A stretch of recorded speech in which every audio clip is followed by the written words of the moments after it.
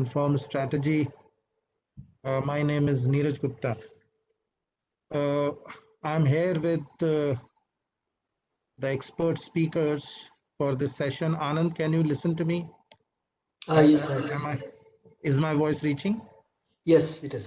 Great. Welcome. We cannot see you though, Dr. Gupta.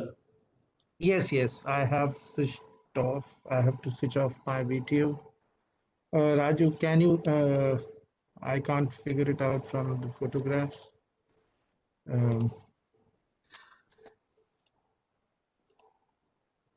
Raghuram? Yes. Are you there? Yeah. Yes. Okay. Great. You cannot see me? Yeah, there are lot of photographs coming on, my screen. Yeah, I figured it. I figured you out. Great. Okay. Great.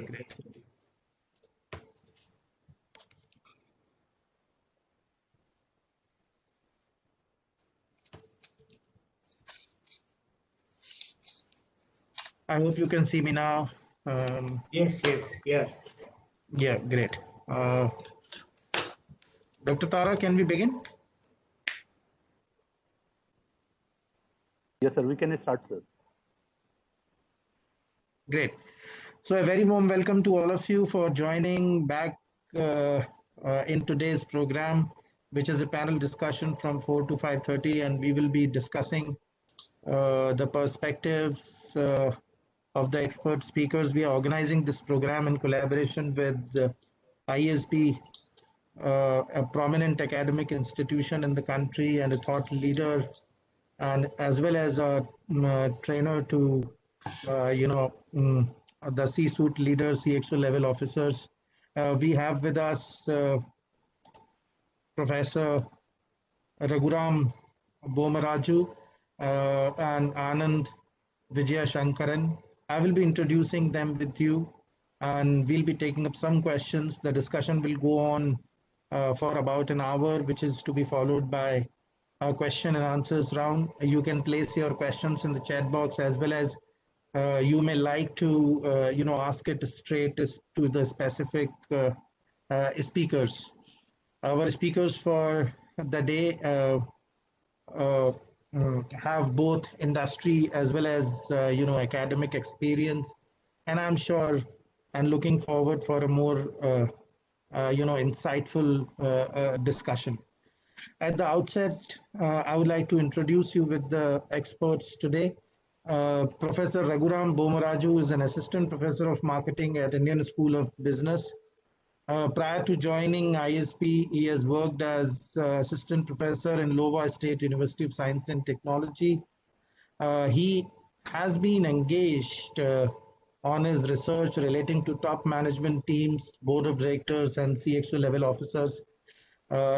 He has authored a number of research papers which have been published by prominent journals like Journal of Marketing, Premier Global Marketing Journal. He has earned his PhD in marketing from University of Houston and an MBA from Acceleri Jamshedpur, and also a Masters of Science in Qualitative Economics from Indian Statistical Institute. Prior to his PhD and his academic career, he was serving industry for about 4 years in the field of analytics and retail industries. If I take this opportunity to introduce Professor Anand Vijay Shankaran, he's an assistant professor of organizational behavior at ISP Hyderabad. He has research interests while, investigating and researching about top management teams on the issues of corporate governance. Also, he teaches power and politics courses at ISP. He has earned his PhD in business administration from University of Illinois. And prior to joining academia, he has headed compensation and performance management vertical at Aditya Birla Group's IT division. I would welcome both of you for today's discussion, and also welcome the participants who are with us. I would like to reiterate in our drive to bring you the best of the minds and the contemporary topics for the discussion, for keeping us, refreshed in terms of our understanding, our application abilities on various aspects the board engaged. So today, the aspect is the firm's strategy. As you understand, this is the first role as part of the oversight role which it discharges both in advisory and monitoring functions.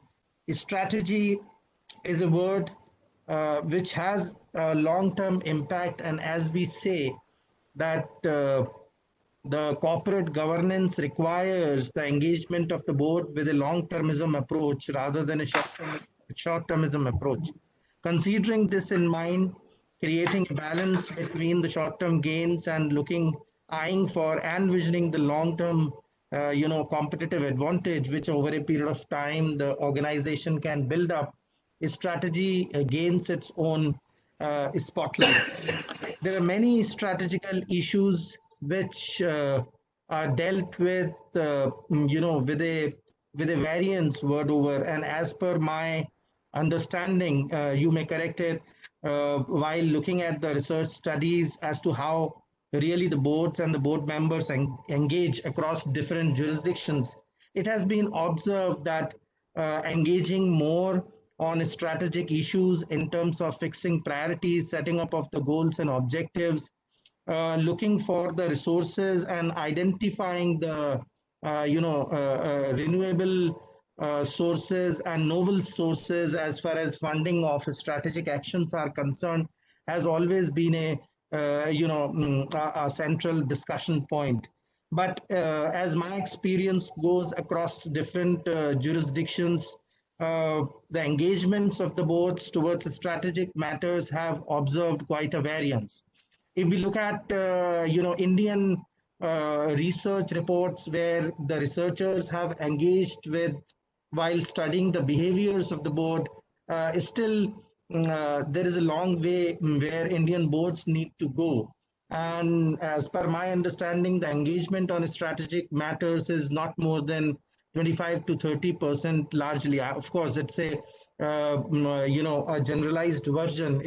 As I said, there is variance. So some boards might be engaging more with the strategy, but yes, the time dedicated on this aspect, the intensity by which the matters needs to be taken up, the variety or diversity which is required in terms of perspective, specifically when today we talk about sustainable business practices, sustainable value chains, when we talk about ESG practices, when we are more concernful for accountability and disclosure related aspects, when we talk about better reporting so as to inform the stakeholders completely as well as in a very precise manner so that their understanding towards the company and what as an agency the management is taking up is of utmost importance. Having that sort of focus is really desired to be enhanced to the level of global best practices. The idea of choosing this topic, I mean to say, the purpose why we have selected this topic is to sensitize the members, because all our members are sitting as independent directors in the board, to place their intervention where a buy-in could be obtained for discussing and dedicating more time on strategic issues.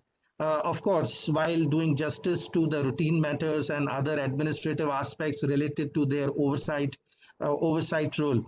So with this, we expect some good inputs based on the researches which Raghuram and Anand has also engaged with and with their experiences and interactions globally with the board members. So may I request first Raghunath to share his perspective for around 4 to 5 minutes, and then we will move on to Anand for hearing from him for his initial remarks, and then we will unfold the panel with a couple of questions. So over to you, Raghuram. Yeah, thanks, Dr. Gupta. So seeing in the chat messages, many people are saying there is no audio. I'm not sure if that is at their end, at least 4 to 5 people are saying that. Hopefully, maybe somebody from your side can check it. Sure, sure. My team is just checking and connecting with them. I hope you can hear me. Was I Yeah, audible I'm to able you? to hear you. No Yeah. issue for me. Anand, you're good, right?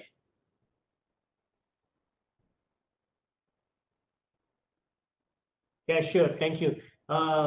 Dr. Gupta, first of all, thank you very much for this wonderful opportunity. I think it's not that every day that we get to speak to such esteemed audience, like who are sitting on the boards of firms. And as I can see from the videos and pictures here, everybody seems to be a lot more experienced than probably Anand and I are here. So if you also, probably some of you are maybe wondering, okay, what is a marketing professor and OB professor has to do with boards, right? So typically the areas that you probably have spoken with from the other institutes, and you would have seen that maybe from IIMs and other institutes, it's mostly the finance faculty or the accounting faculty who generally gets engaged on such issues. Um, so I'll probably talk later a little bit about my research on the boards, but just to give you an idea, so both Anand and I work on board of directors and the top management team, and we look at it from a slightly different lens and not just from a monitoring aspect. Okay, so that's where we come from. So if you look at the board of directors roles, right? So maybe if you go back 30, 40 years, so the typical or the most dominant role or what is expected from directors is that they should be monitoring the top management actions, right? So you should be vigilant and in terms of what the CEO or the CFO is doing, and you should be actually looking at their actions and their output, maybe designing their compensation structure, and that's where the most of the kind of the tasks end. But there is also another important role, probably if not more important than just the monitoring role, which is what we call as the advisory role. So in the advisory role, you're actually being a partner with the top management team. Let me just say CEO for sake of simplicity.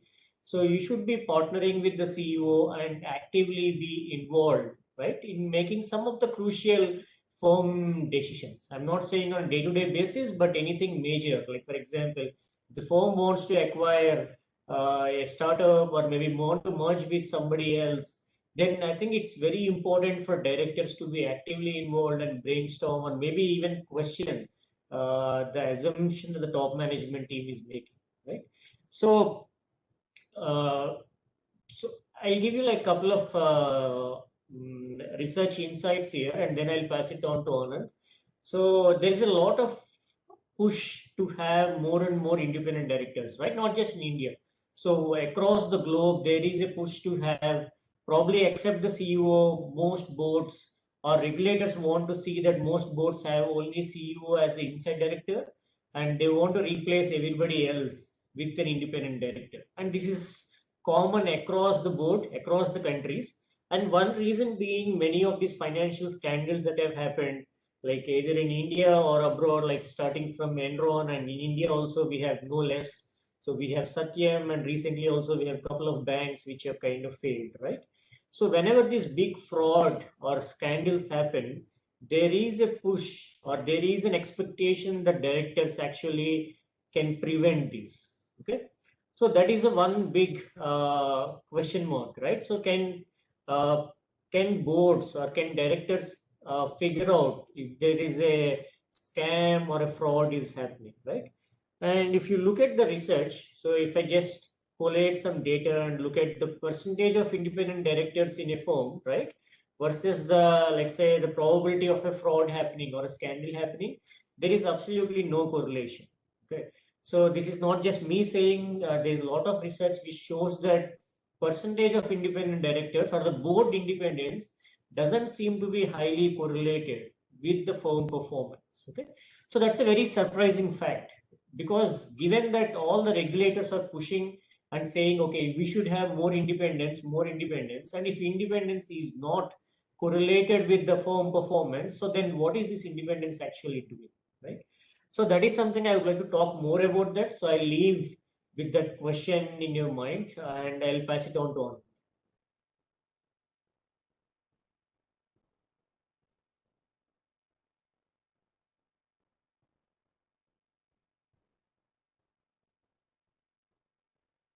Anand, you're on mute. Professor Anand, can you unmute yourself, please? You are not audible, Professor Anand. I think he's not able to unmute, if I'm not wrong. Dr. Can Tara, can you look into this?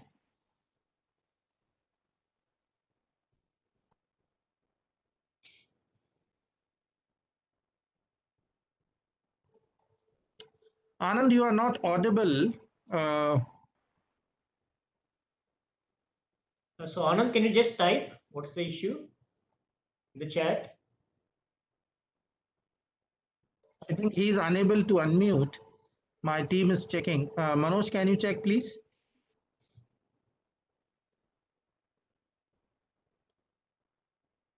Yeah, okay, now it's working. Can you hear me now? Yes. Okay. Dr. Gupta, am I audible to you as well? Hello? Yes, sir. We can hear you, sir. Okay, okay. So, firstly, let me just thank Dr. Gupta and Dr. Tara for organizing this seminar, and a special thanks to all the participants who have assembled here. Let me take off from where my colleague Raghu left. So I think the important thought that Raghu left us with is that there is this discrepancy between what is thought to be as a good practice and the evidence for the supposed good practice. So in the US context, independent boards are in excess of maybe 90-95% of the entire board. In India, we are not very far off. So some of the as a professor of organizational behavior, I investigate matters that try and understand why this could be the case. And some of these problems some of these challenges may be accentuated in a situation in a context such as India. So, for instance, the board can be considered as a group of people, okay, each of whom can bring different kinds of expertise. They may have access to different other networks who can introduce the CEO and the managers to different resources. But what is preventing them from exercising their full responsibilities? So some of these challenges might include things like the size of the board. So if the size of the board is very high, then that may lead to conflict between team members. Okay, that may also lead to substantially different kinds of views from each person. Therefore, there is less likely to be some kind of unity amongst the board members in being able to give a consistent message to the CEO or to the managing director or to the other employees of the firm. Another thing could be that, for instance, demography might play an important part. So very often, companies like to recruit, or CEOs like to recruit, the same kind of board members. And that means that there is very little diversity in the type of members who are being recruited. So very often these board members are people with substantive experience. They have worked in similar kind of companies. They are from similar kind of places. So we often find that board members will be from prominent cities like Delhi or Mumbai. They would have had good level of education. So very often they will come up with the same kind of views as anybody else. And therefore there is nothing that is challenging their views for a long time. That leads me to the next, another issue could be the amount of time that you spend as a board member. Given that there is substantial resistance from organizations co-opted with institutions on giving term limits, what we find is that we have board members who have continued in the organization for 10, 15, 20 years. Not to say that that is a bad thing, but more often than not, unless somebody intervenes and steps in to say whether board members are able to learn something new, whether board members are able to challenge the status quo after so many years, we do not know whether that kind of tenure experience is relevant for the board. Okay.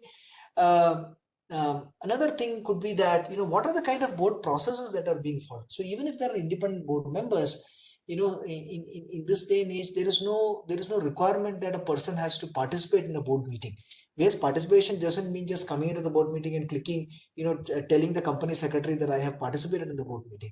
There is a lot more to it than that. So these are some of the behavioral challenges, taking over from what Raghu said, that one is, even though you have a large number of independent directors, on paper it seems as if these are people who can independently offer advice to the CEO and the managers. These are people who can question the status quo. These are people who can say no to a particular strategic direction that the organization is taking. Yet there are several factors that will mitigate their effectiveness. For instance, I mean, theoretically one could argue that financial expertise of board members is going to reduce the likelihood of fraud, or it is going to increase financial performance. But unfortunately, when we academics do research and we control for a lot of other factors, we are unable to find any evidence that when the board of directors is independent, when it has financial expertise, performance is improving. So as a person who looks at behavior, the way that I would put it is that unless and until we pay attention to the fact that the board is a group of people, and it can only be effective when you are able to minimize the behavioral challenges that the boards face. That's only when we are going to see good strategic participation by the board members. That's when we are going to see a relationship between, say, board independence and the strategic performance of the organization. So I will leave it at that, and Professor Gupta can take over and maybe open the floor for further discussions and questions from the participants. That's great, Raghuram and Anand. Specifically, the initial remarks from both of you could emphasize on the aspect as to why the independent directors or the board at all engage with the strategic issues, which is really important. But there is one thing which I would like to add. It has been much researched and received as an outcome that mere independence, as you were also highlighting, Anand, in your initial remarks, having mere independence is not sufficient. What is required is the real expertise to engage with the issues. And when I say it is really required to be engageful and possessing those expertise, which of course becomes a challenge when we ensure the board diversity, having board members and independent directors coming from varied fields, having exposure for 2 or 3 decades in different areas of expertise, that adds up to the level of challenge. So what do you see in terms of a makeover, or in terms of capacity building independent directors should try to do for developing a better understanding to meet up the informational challenge? I would like to go to Raghuram on this first.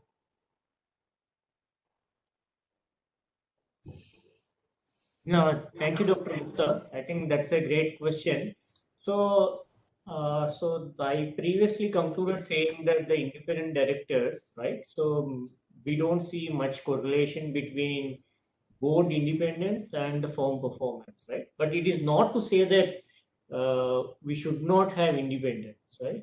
So independence is a necessary condition. I think we have seen enough of these scandals or frauds across the globe, not just in India.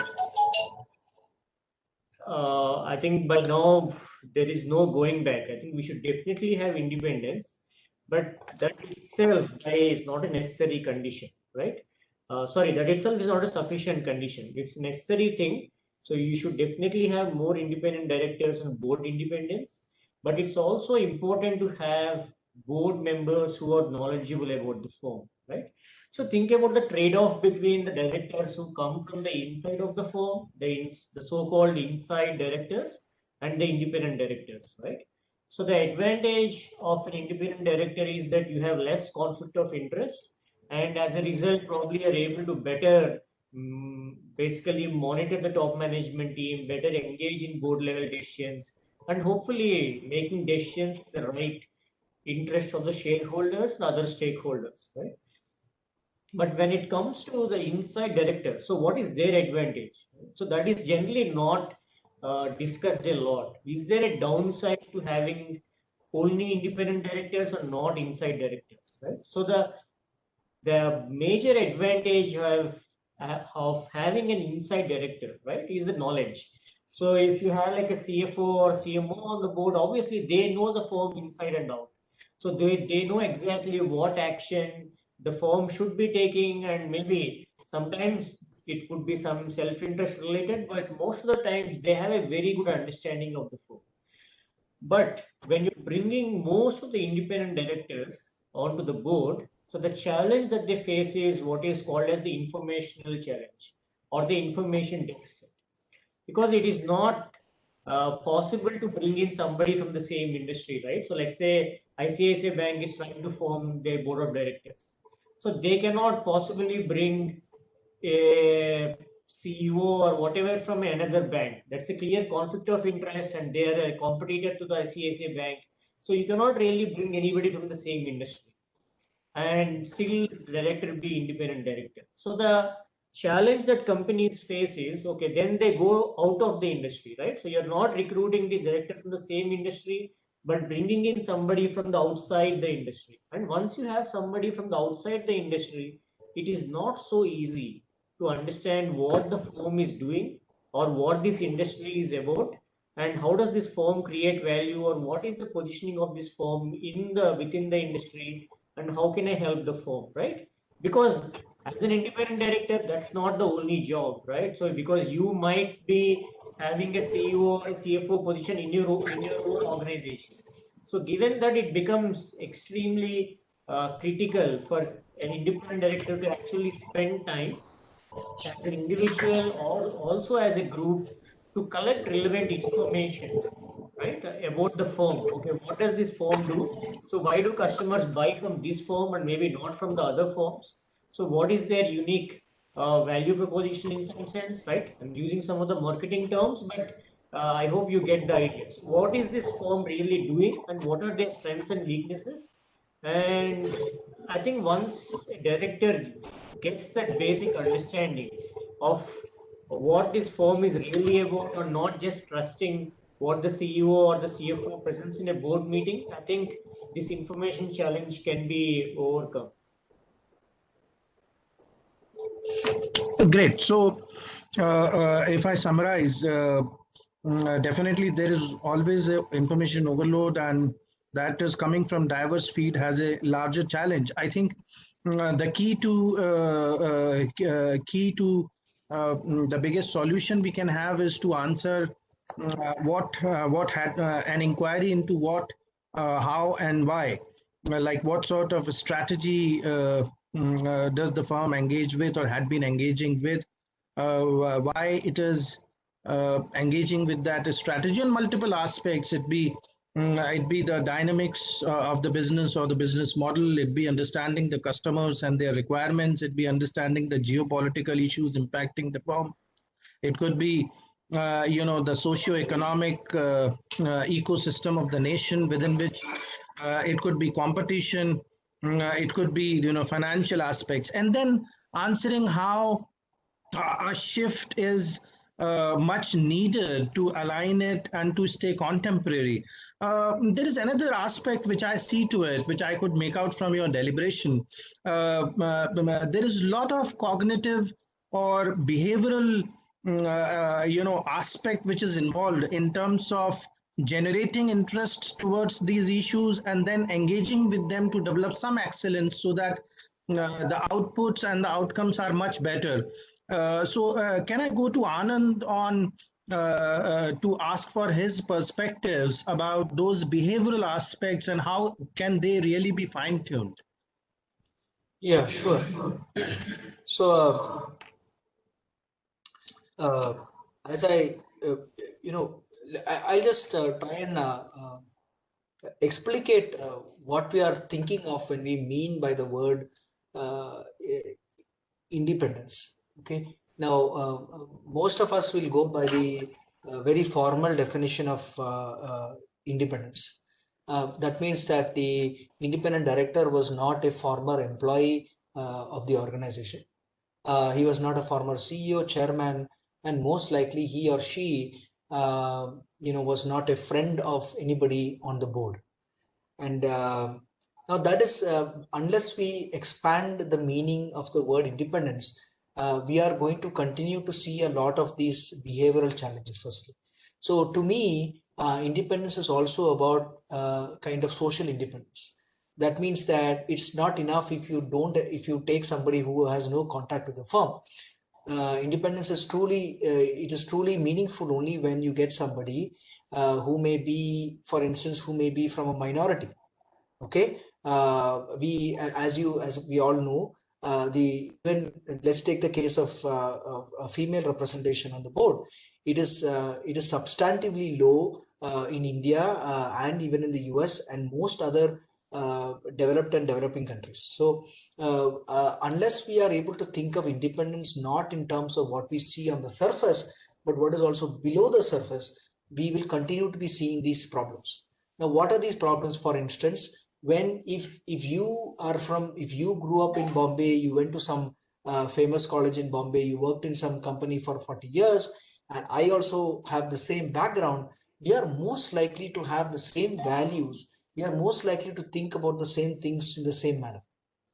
Now, what does that lead to? It means that we will obviously have challenges when it comes to conflicts, because we are thinking about the same thing, and therefore how do I put across my view to you when there is a conflict, right? Because both of us are thinking the same way, and therefore it is very difficult for me to challenge you. It is very difficult for you to challenge me.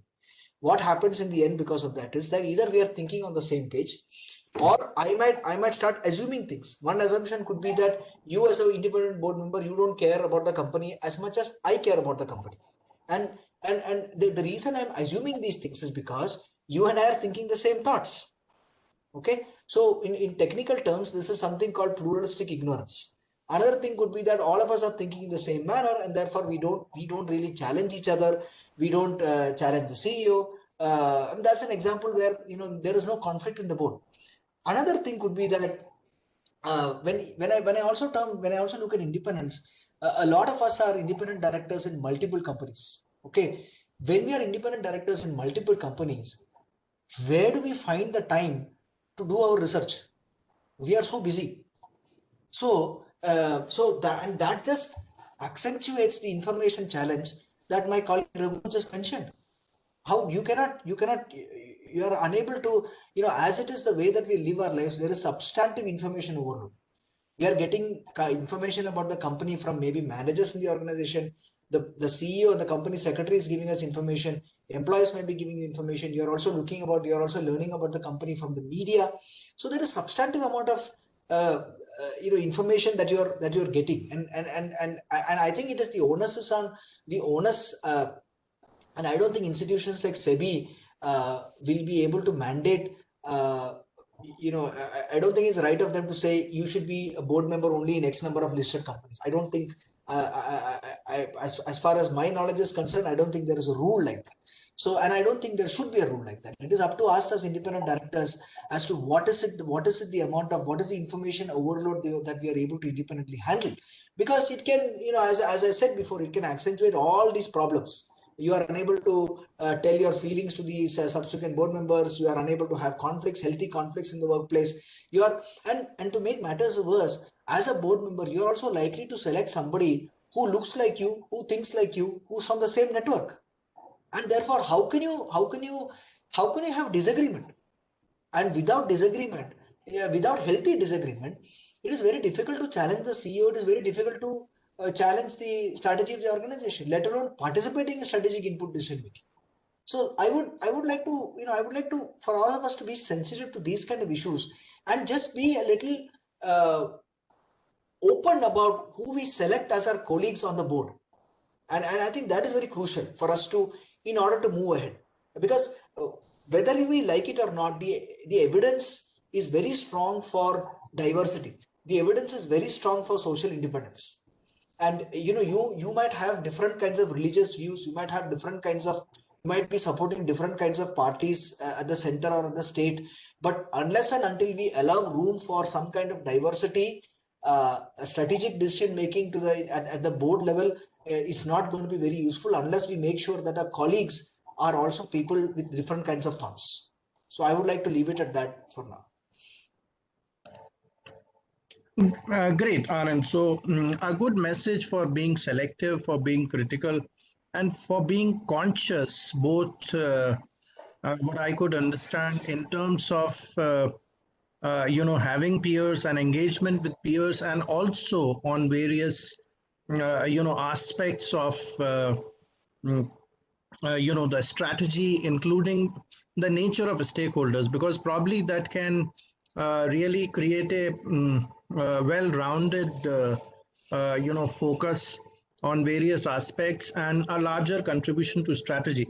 Now, if I move on to another aspect, as we were discussing and referring to the aspect of stakeholders, it reminds me to one area where I used to focus when I started learning about corporate governance. That if we find that a product is really trouble-free and a product is really friendly with me, I used to perceive that the company has good corporate governance.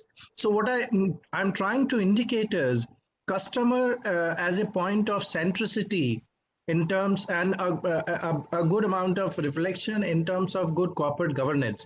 So taking this as a lead, specifically when Raghuram is with us, and we learn from various automobile companies. Of course, there could be an example across other industries as well, when the companies engage with a crash test and check how safe the vehicle is, which they really want to offer to the market. So how do you feel this idea, Raghuram, of having arrangements for some interaction with the key customers within the boardroom? Is there some conflict of interest, or is there a possibility that it would add some value to the discussions and a customer-focused approach towards deciding strategies? Yeah, Raghuram, over to you. yeah, thank you, Gupta, for that question. So, in fact, I do have some research work that I have done myself on whether you should be bringing in a customer to the boardroom, okay, as a director. So, this research I have done in the context of B2B, right? In the context of a business to consumer, probably it doesn't make much sense to bring an individual consumer onto the board, right? Also, as a director, you can easily, let's say I'm sitting on the board of HUL, Unilever, then it's not that difficult for me to buy Unilever products, experience them, and see what they're doing right, what they're not doing right. But once you move from B2C to B2B, right? So that's when the complexity increases manyfold. So it's much more difficult to understand, let's say, a chemical company. So what do they do? What are their operations? So what do they sell? I think when it is B2C, probably I think it is much more easier for directors to understand what the firm is doing, at least from the consumer point of view. But when it's a B2B, it is much harder. Okay? So within that context, my study, so I looked at, should you be bringing a customer on the board, right? Or more importantly, do firms have customer in their boardroom as a director? Okay. So when I was collecting some data on this, so this is mostly in the context of US, but I'm assuming probably the numbers will be similar, give or take maybe 10%. I was surprised to find that actually 1 in 3 firms in the US have a customer on the board. Okay. But the catch is, so these are not major customers, because all of these customers actually, almost I think 90% of them were still qualified as independent directors. So why that is the case? Because these are small customers. So that means they are not contributing more than officially, as an official in the sense, if they contribute more than 1% of the revenues to the firm, then they cannot be independent directors. Then they don't qualify as independent directors. But in reality, their contribution is way less than that. It's less than 0.01% or even less than that. Okay. So these customers are buying, actually, you are able to sell to these customers, but at the same time, they are not major key account customers, right?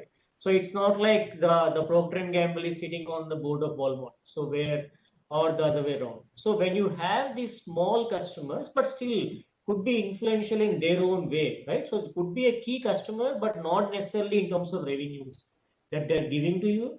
and you bring somebody from the customer organization, which is typically, let's say, the CEO or the CFO from a customer onto the boardroom, you immediately have a member of the board who understands the landscape, right? So who understands all the downstream activities, who, like, basically what you have to manufacture something, you have to sell something. In most organizations now, at least you have one board member who completely understands the demand side of the issues, right?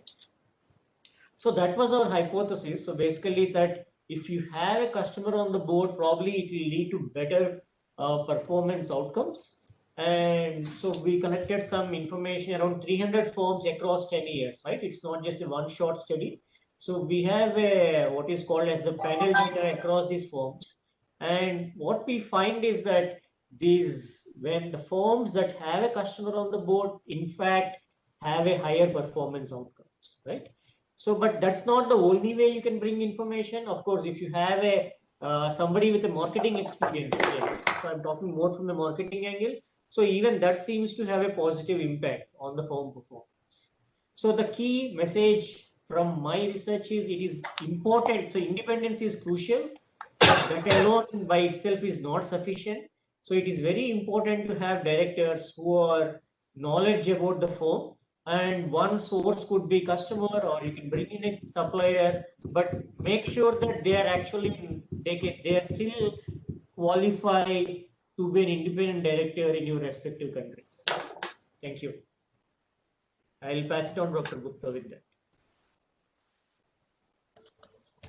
Great. So thanks for sharing the outcomes of your research and your experiences working with the companies in the sample, and sharing your perspectives.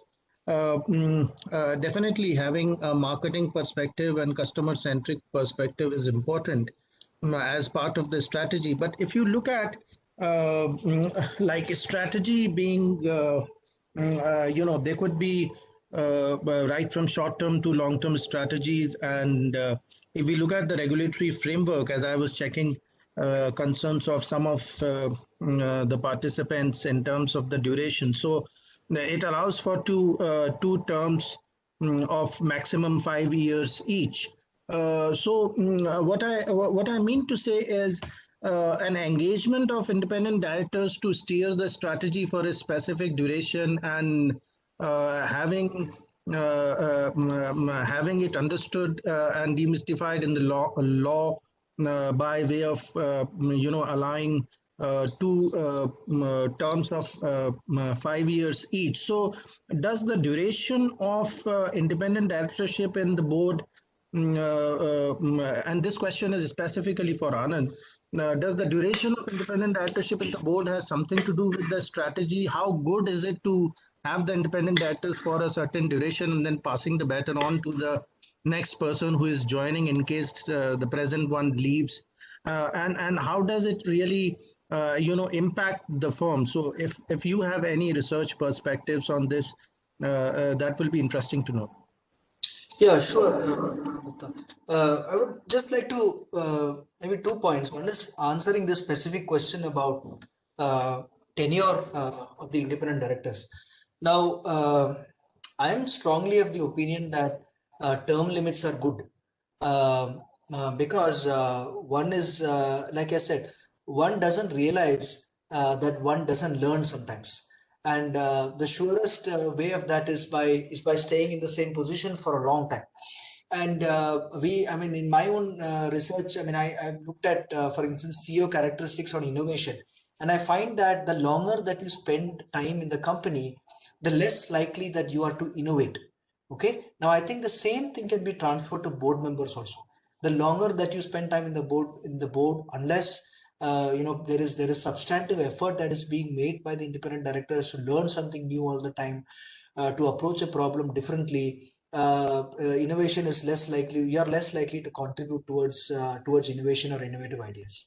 So from a I mean, as a direct answer is that yes, term limits would be good, because I mean look at it also from a very practical perspective, right? If after 10 years your contribution is I mean, you are unable to just the contribution of an individual, and it's like it hasn't really changed, then why have the person anyway? So I would say that term limits are good, but I would also like to add one point to something that Dr. Gupta, you raised. So see, in India and in most other cases, corporate governance is mostly about control. Okay, but I mean, according to me, governance is also about it is also about being fair. Okay, for instance, are you being fair to your vendors? Are you being fair to your employees? Are you being fair in the way that you pay money to your to various people? Are you being fair to the environment? Are you being fair to non-employees of the organization? So there is, I think, once we expand the role, the meaning of the term corporate governance, then I think each of us as independent directors is like an expanded role for ourselves. Okay, that means corporate governance moves from being just about control to being about to also being to also ensuring effectiveness. That means that if the board of directors participates in ensuring, and this is not just strategic, and this is strategic in a monitoring sense. So that means if the independent director is saying that, please show me how transparent your pay systems are, please show me how transparent your performance management system is, that sets the tone for a substantive cultural change in the organization. Okay, and there are strong effects there because the employee feels that the organization wants to be transparent. The vendor feels that when the organization says that I will pay you on after 90 days, the payment is received before or after on the 90th day. The vendor feels a sense of entitlement to the organization. Okay, so these are simple fixes that can be made by independent directors, which actually seem very strategic, but in reality they're tactical. But the point is that there is a little bit of time that the independent director needs to spend in these things. And here, I don't believe there is a need for conflict at all. Because when an independent director just says, are we being fair to the vendor? Are we being fair to the employees? It's a very simple question. But I feel that, there can be substantial improvement in the way that routines are conducted when we ask very, very simple questions such as this. So I would leave with that. I know there are certain comments where some of you are differing. Some of you have different views about what the scope of the independent director is, and I think that is a good thing. Okay, so when I think I can speak for Raghu also here, when we say that these are perspectives that we bring into the table, the way that we are looking at it is not necessarily from an experience perspective, but when we feed in large amounts of data, the relationship that we find is what we are talking about. Okay, so for instance, one of the questions was about innovation is a responsibility of the senior management and not really of the board. That is I take the person's point, but here when I said that the longer time that is spent in the board, I didn't say necessarily meaning that you give specific ideas about about what product to introduce or what technology to do. That's not the point. The point is that, are you enabling a culture in the board that transfers on to the top management team and to the rest of the organization to think about new ways of doing business, to think about new routines, to think about new practices? That's what I really mean by that. Okay, so let me just leave it there. Dr. Gupta, you can take over from now. No, I completely agree with you, Anand. What is more important? See, companies are built. Conglomerates are built and vanish because of good or bad leadership, good or bad culture. So it is a very stronger role of the board and also the independent directors. It's not just a matter of independence, that we infuse a great sense of innovation, great sense of being enterprising, great sense of not just looking around, but also looking beyond, in terms of future when it comes to the question of strategy. So completely agree with you on this point. Now, another point which I would like to pose as a question before Raghuram, considering his marketing expertise. I have seen companies, and so does we all, Nokia, Kodak, and many more, who have been thrown out by the market, either because of a dated product or because of less of innovation, or less of features. or maybe cost effectiveness reasons or poor technology over a period of time. And that has really posed a greater question on corporate governance, specifically their engagement on firms' strategy. So, how do you see this as an area of challenge, which factually to be used as a learning for really having a larger focus on this aspect, and maybe it's cross-cutting with one of the questions, having at least some people who are good in this in terms of their expertise as board members. Raghuram. Yeah, no, no, thank you. That's a great question. So, in fact, if you look at the number of firms, right, like generally that have probably gone bankrupt or not doing very well, right? And if you classify them into, is it because of some fraud or scandal, or is it because they have a poor strategy, right, or execution? So, one tend to find actually more companies falling into the second bucket, though these big fraud kind of events are like very popular, everybody gets to know about that, and we think, okay, that seems to be the main reason. But there are many firms that we can think of even in Indian context, where they are failing not because the management is doing anything unethical or unlawful, but maybe because they do not have a good strategy, right? Or they're not able to implement their strategy very well.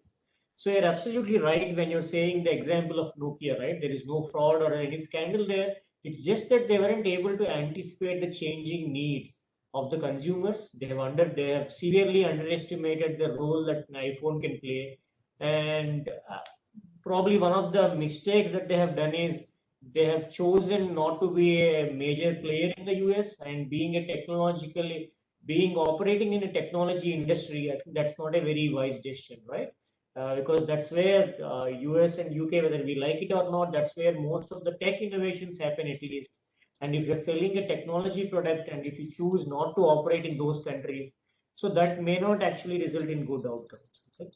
So I just like to add to that, and also probably will address one of the questions posed in the chat, that is the responsibility of innovation falls with the TMT or with the board, right?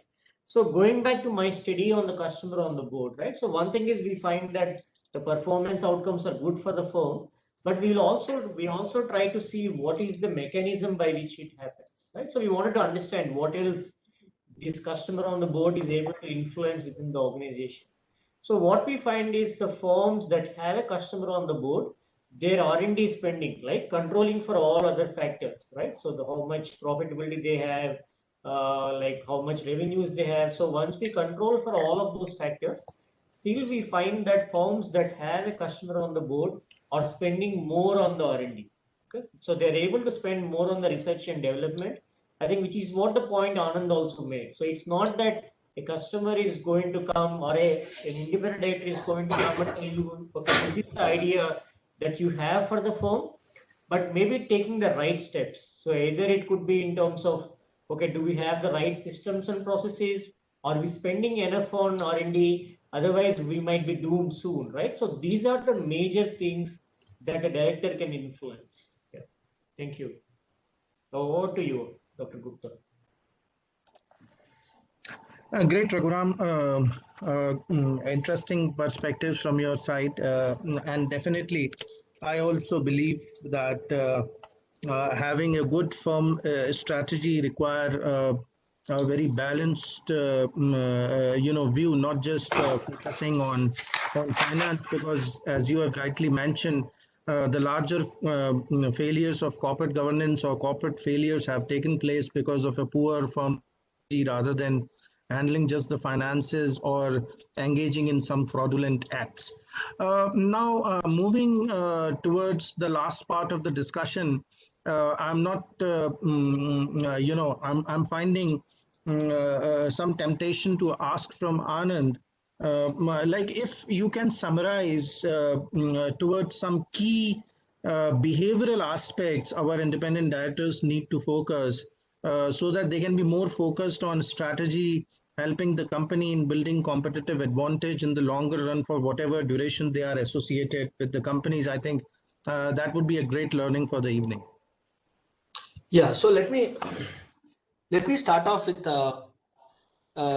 and this is this can sound a little bit like advice giving or anything like that, but I don't intend it to be. I just hope it is not perceived like that. So when in the 1964 in the United States, the American Surgeon General, that is the person who's basically the chief surgeon of the President of America, he released a document, and he said that cigarette smoking is very dangerous. So they had all the evidence for the fact that smoking was can be strongly related to cancer and can cause a lot of other issues. In 1965, the sale of cigarettes was the highest in the United States ever. Okay, the year following the Surgeon General's warning. Now, but in subsequent 30 years, the subsequent 30 years has seen 30 years and what a 50, 60 years has seen a substantive decline in the rates of smoking in the United States and several other places in the world. One reason why this happened was because of non-smokers. And what did the non-smokers do? The non-smokers, in their initial years, they went to these companies wherever they were working, and they said, "Oh, the cigarette smoke, second-hand cigarette smoke is bad for me. I'm unable to do anything. It is not helping me," and so on. Their pleas were ignored. Even till 1975, many organizations allowed full smoking inside their offices. Okay, there were high schools in the United States where you could smoke on the lawns of the high school. Suddenly, slowly but surely, the strategy of the non-smokers then became that, look, smokers sometimes do not come to office as often as non-smokers come to office. Smokers are taking more sick leaves. Smokers are more costly for insurance. So what I'm trying to say is that the non-smokers only began winning when they were able to create a financial or economic reason for why smoking should not be allowed in the offices. Okay, the analogy to the board is that when Dr. Gupta asked me this question, what is it that as independent directors we can do? I agree with you. The ecosystem is against the independent directors. Why? As somebody pointed out, you are not getting paid great money for being a good director on the independent companies. Okay, very often in India, you are working for family-owned companies where the family owner owns substantive control in the organization. Okay, as an independent director, what is it that we can do? Yes, we have to start off with the same message that the non-smokers did. Okay, you are only going to be effective when you are allowed to give contrarian points. You are only going to be effective when you are allowed to offer suggestions. You are only going to be effective when you are when you are going to be able to question the top management team. You are only going to be effective when you are allowed inside the plant or the factory of the company and ask difficult questions to different sets of people. You're only going to be effective when you suggest that let us bring a woman to the board, let us bring a person of a different caste into the board, let us bring a different nationality onto the board.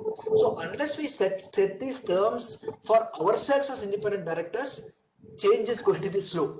Because I said the system is against us. India doesn't have a strong system. India doesn't have a very sophisticated business media. India does not have a strong system of activist investors. India does not have very strong hedge funds who will say remove this director, replace the director with another director. So I think for a good point of time for the next 10-15 years, unfortunately or fortunately, the onus is on all of us to realize that unless we begin to, where we are allowed to answer these questions, where we are allowed to participate, even though some of us may not be compensated for this participation. But I think we have to take satisfaction from the fact that the performance of the board, the way that discussions are conducted, will see an improvement if you are able to show that, look, unless you're allowed to question, unless you're able to fight these points, there is no change. So that would be the final message that I would like to offer. Great. So very good analogy and helping us to understand in terms of a behavioral shift which is required. Of course, we all have great onus in terms of while acting as independent directors that we need to ask tough questions. We need to the challenge the boards, and one thing which I always advocate, it is courage, it is competence, and it is character. These are the three things which are there on offer for the independent directors, because This is how the revolution could be brought into the boards, and the boards could be sensitized, specifically when we operate in a country where the dominance is of promoter driven business, where it had been widely talked about, debated, of course, no greater solutions to offer, even by the regulators, that they choose independent directors based on their choice, because there is a liberal ecosystem and regulatory framework available.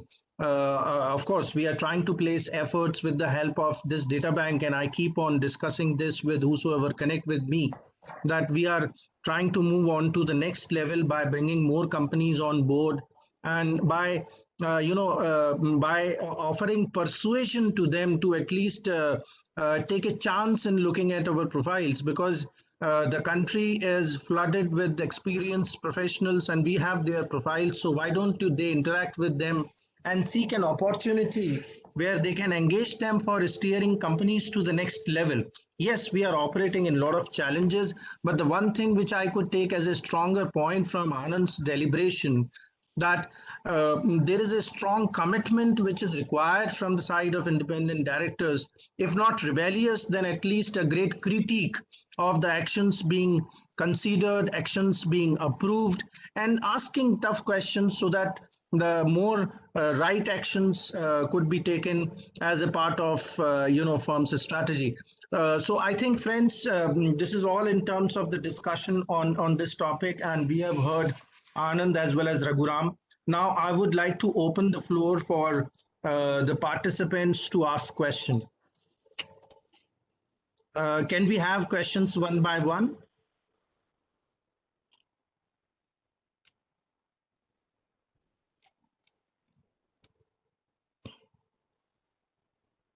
Can we have questions, please? Of course, there are in chat box, but I don't want to, exercise my bias of picking up few and leaving others using my choice or discretion. So it would be great if we can have questions straight from, the friends. Dr. Anupam, do you have a question? I could see you have placed a couple of questions. You can unmute yourself, sir. Dr. Anupam, can you unmute yourself, please?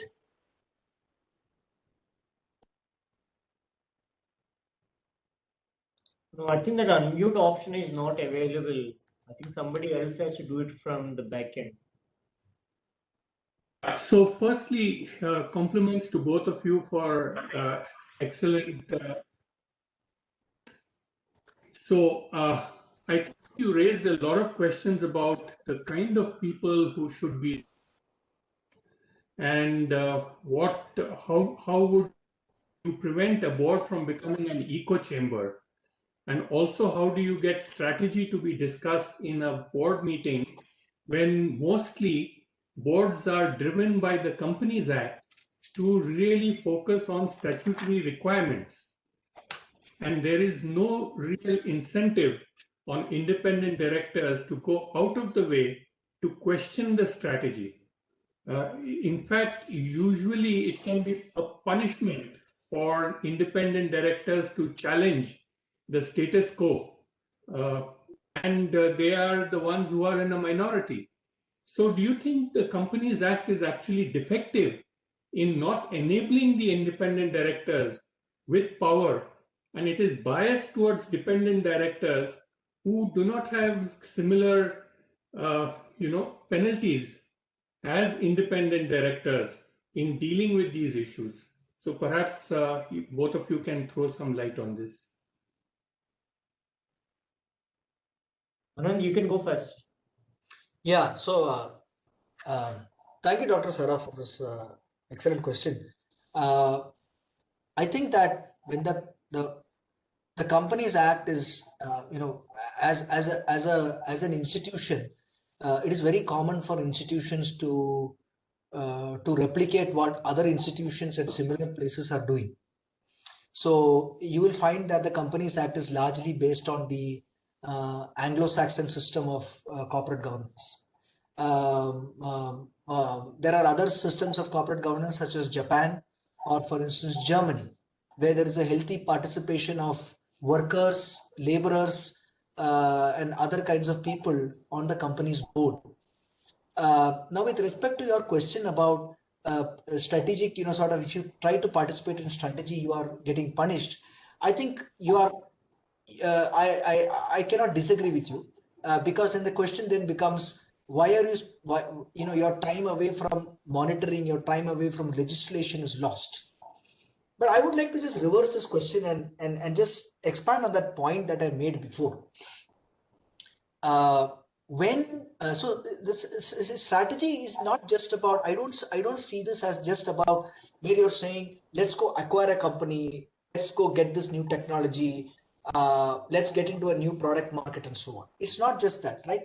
It is also about uh, it is also about being prepared to take some tough decisions and tough calls.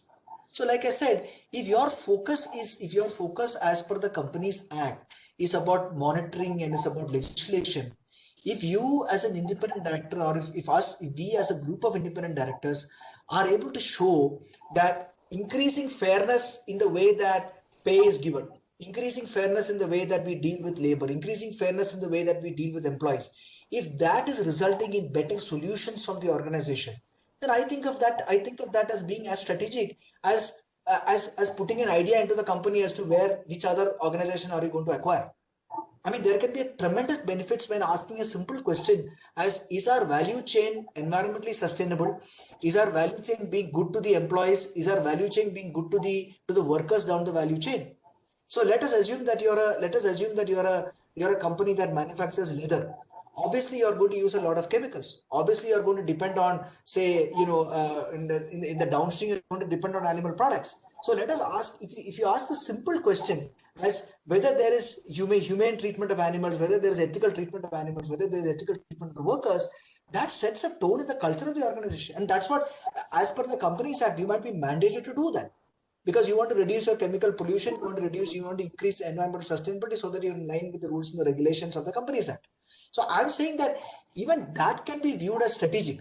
There are tremendous strategic benefits within the framework of the duties as defined by the Companies Act. It is just a question of expanding what we think can be done within the framework of the Companies Act. So I would like to leave it there. Yes, I thanks, just would Anand. like to add what Anand had said. See, in terms of regulatory frameworks, and if we compare our own regulatory framework, which has evolved much better over a period of time, specifically after the Companies Act 13 and Clause 49 of SEBI and later LODR, and compare it with other jurisdictions, the specific mentions of the areas may not be reasonable or logical. So within the broader framework of the duty of care and duty of loyalty, what Anand has very well articulated, the things needs to be viewed, and the areas of concerns need to be identified by the board members. One more thing which I would like to add here, see, for the board as well as board collectively and the directors independently, the paramount interest of the company is very important. So keeping that focus in mind, if we articulate areas, definitely we will not look for the law as to what expressly has been mentioned or not. Now let us move on to next question, please. Subramaniam Saab, would you like to come? Yeah, thank you very much. At the outset, excellent articulation of the topic in session. Just a quick points. In case, in the industry which I represent, it is a Indian platform regulated by SEBI, where there are certain key changes which have been brought in as opposed to what is there in the Companies Act. One is the board is always headed for all the meetings by an independent director, and all the committees are always headed by independent directors. And second point is the number of independent directors in the board is equal or higher than the number of functional directors, which gives an enormous advantage to independent directors in terms of raising questions. Mine is an 11-member board with 6 independent directors and 5 functional directors.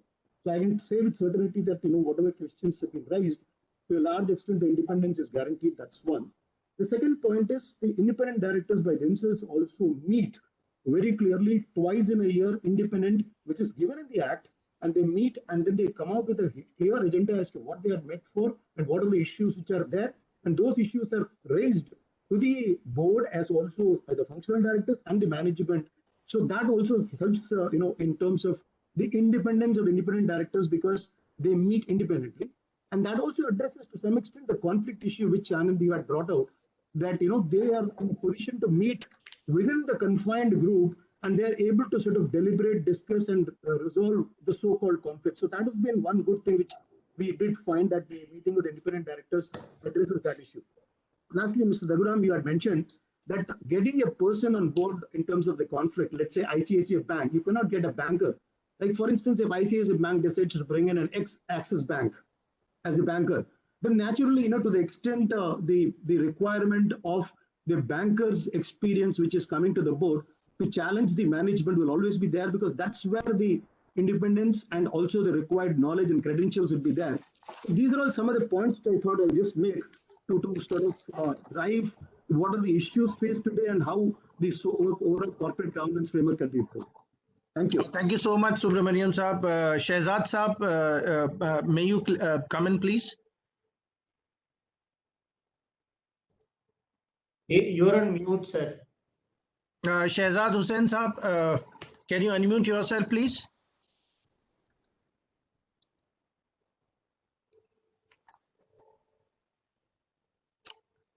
Shehzad Saab, we can't hear you. Please try to unmute yourself.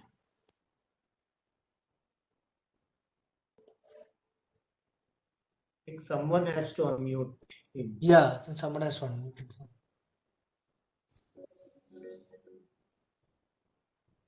Sir, we have given the permission. He need to unmute himself.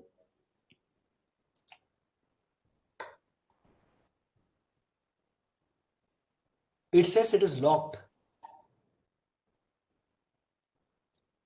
Unable to unmute ourselves, it is locked.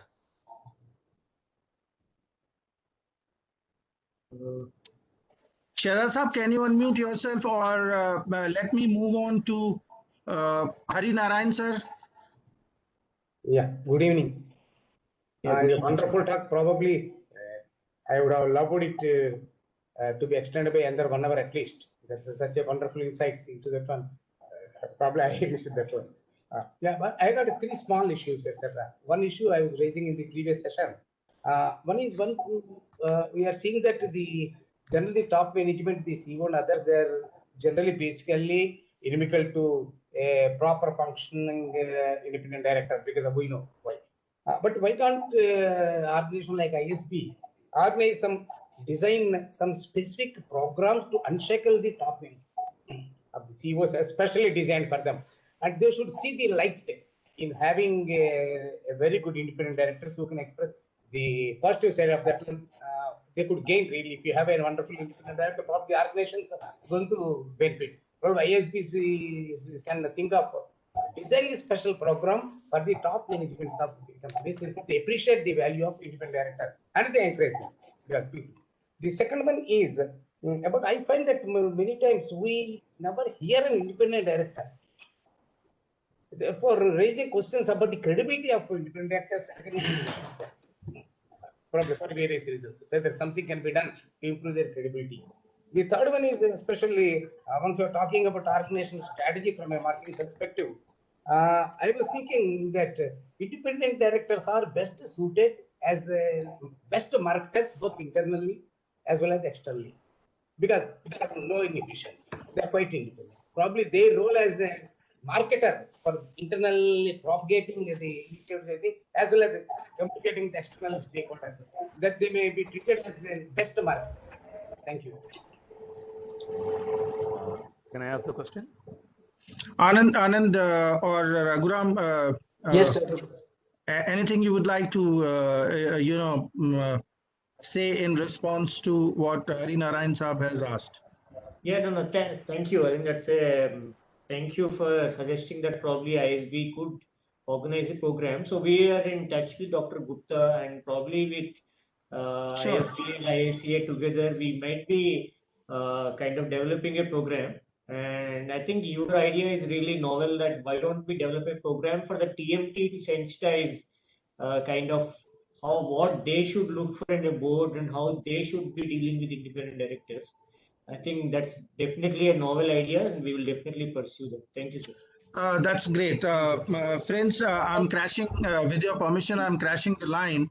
We have a women director, Dr. Aruna, with us. So let us hear from her or his question. And may I request, in the interest of the discussions, let's be very precise in our questions and one question at one time so that others could also get an opportunity. Dr. Aruna?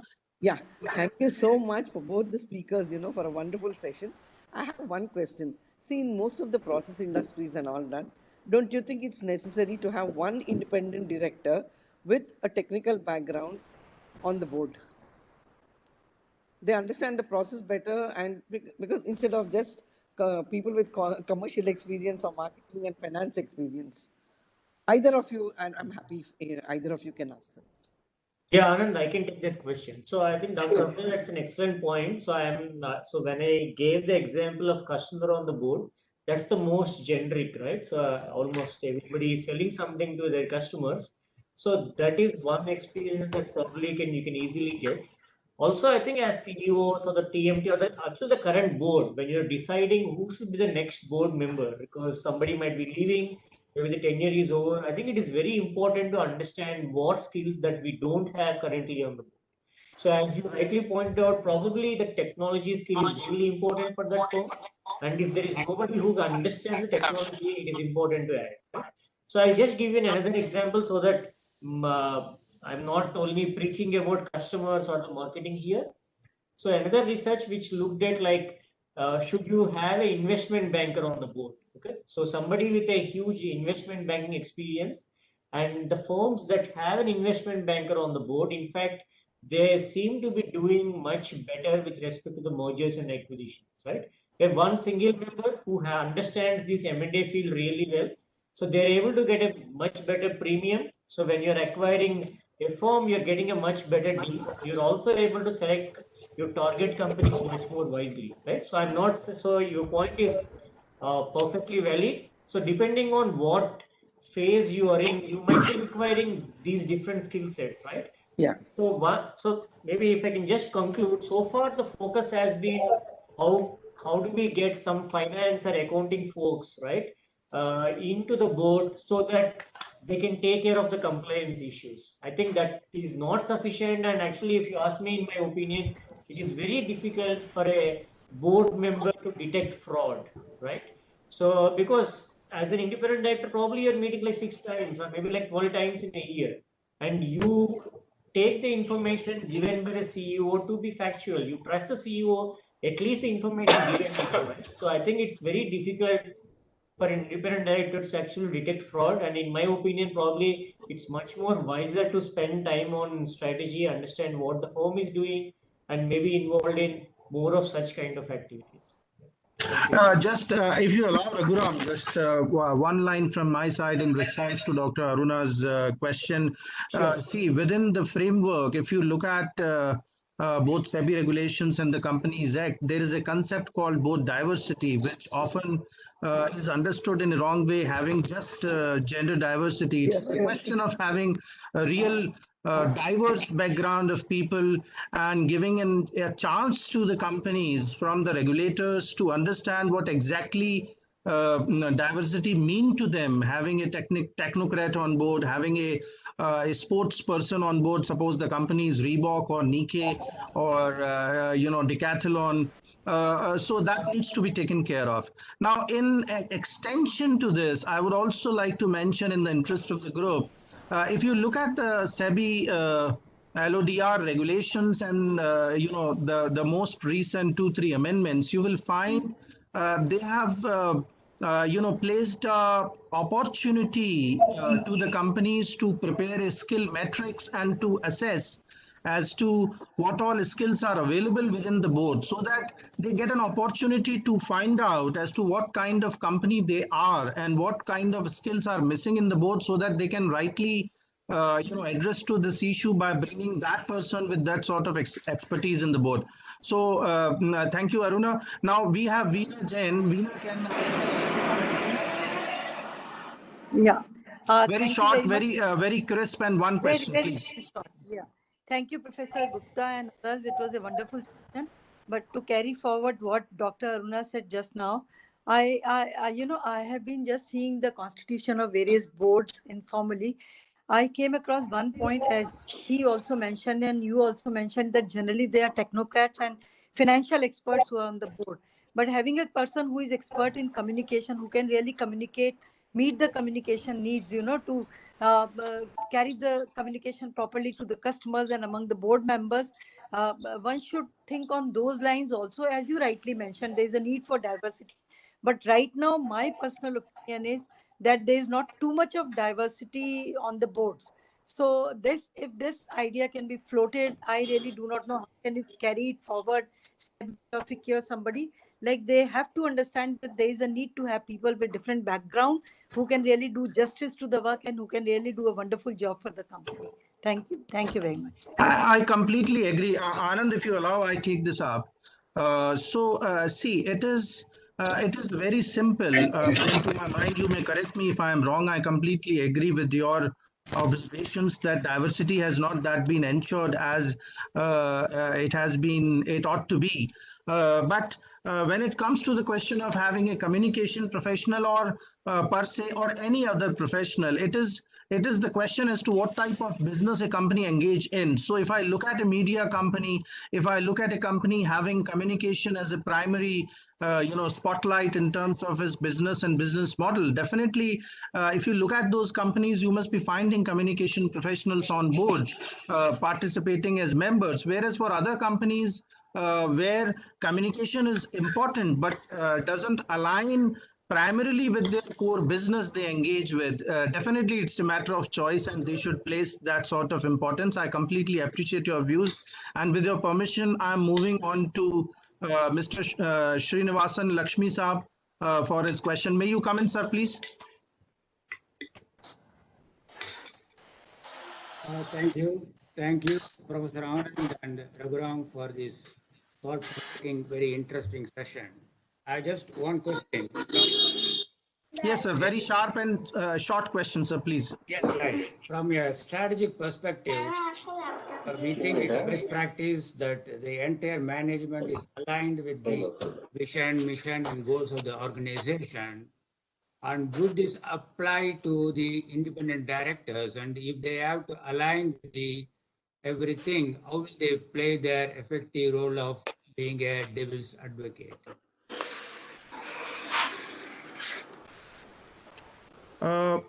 Okay. Take it. Let me take that. Thank you, Mr. Srinivasan, for this question. When we say alignment, we don't mean that one has to agree on everything. Okay, when we say alignment, it could mean things like we are in the business of clean water, or we are in the business of, say, providing consumers with products that can enhance their joy. But I guess there are different ways to reach there, and the disagreement might come because one board member might say, let us not spend X amount of money, let us spend more money on R&D investments, let us make sure that our products are also environmentally friendly in addition to being great products. So that's where the disagreement can come. If as long as there is an alignment on the big vision, I don't see why there cannot be any conflict. And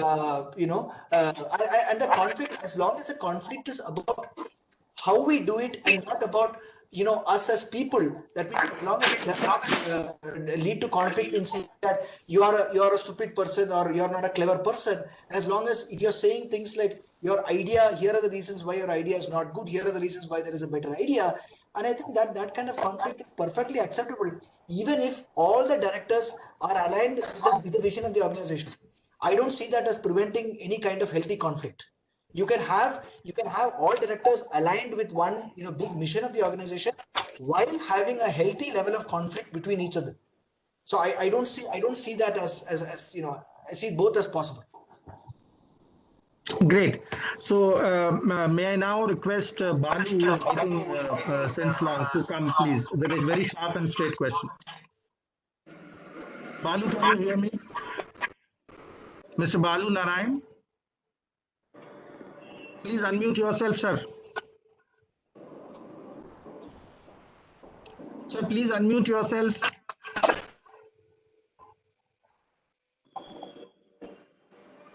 Hello. Yeah. No, I have been a bit. I lost the thread of the conversation because of the poor internet. So I like to get some more time before I can come and join. Please. No problem, sir. No problem. I'm moving on to Vasudevan with your question.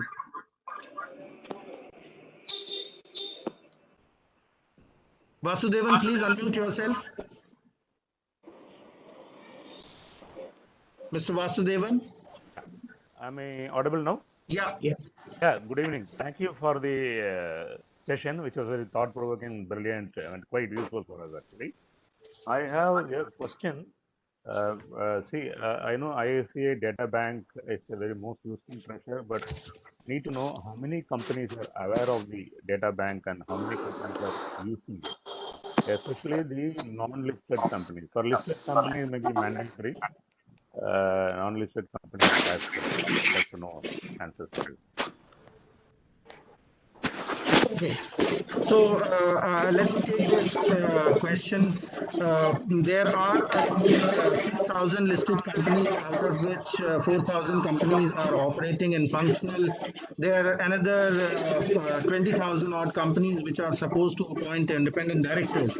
As part of our drive, almost each and every company knows about the data bank, and we have shared with the details as to how this data bank can really help them identifying the person. Out of this group, approximately 19,000 odd numbers of companies have joined us who are regularly searching the profiles, and there are a number of professionals who have been contacted by them based on the requirements.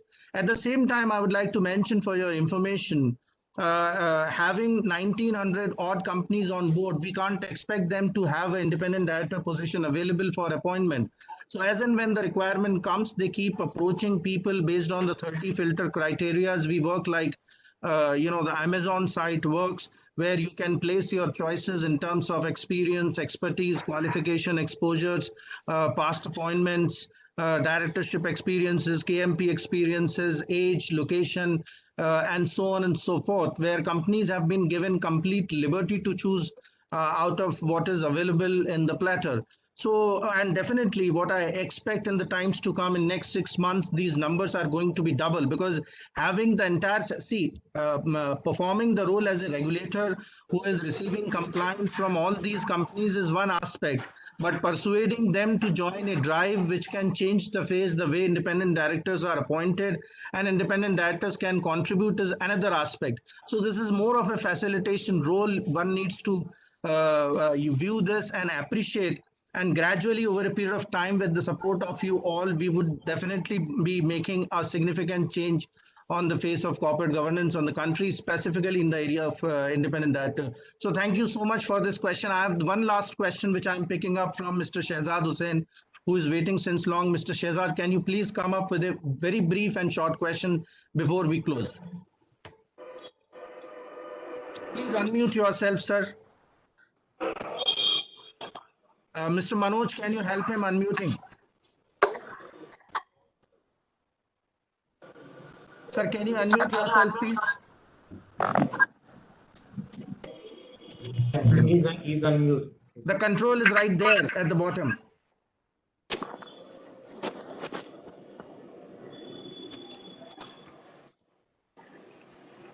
Yeah. Can you hear me now?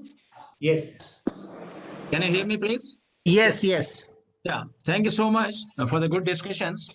And I feel that independent directors have many good roles to play there. Sometimes, when we want to go through the, modus operandi or a strategy of the company, some higher ups who have more influence, who have maybe more voting of power, they try to divert that attention. If I feel that if you are not following the strategy or the rules of the business, then our say should be heard more, independently and openly. At times, I feel whether it's a government or a private concern, in both places it happens that some people tend to go astray, which I don't like it. Yeah, thank you for your question, Hussain Saab. I would like to address before any of my two friends out here would like to address. See, it reminds me,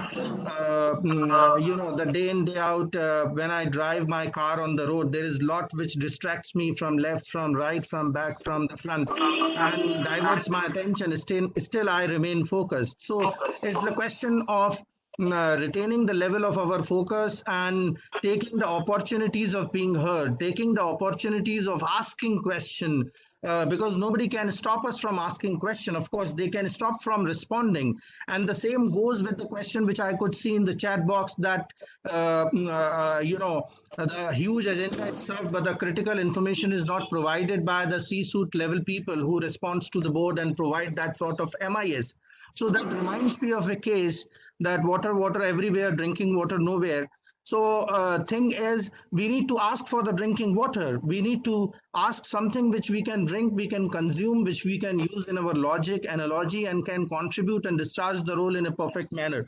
So lot many onus is there from the regulator side, and there is lot more which we need to assume from our side in order to be more contributory, in order to be more focused.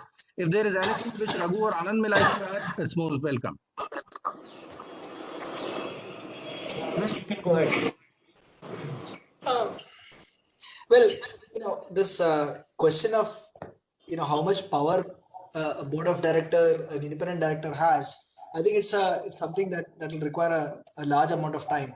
I mean, I'm just taking the case of the Cyrus Mistry and his case in the Tata Sons. So as far as the information that I have read, the few things that I have read, when Cyrus Mistry walks into the boardroom meeting one day, he realizes that there is something on the agenda that he had not thought of.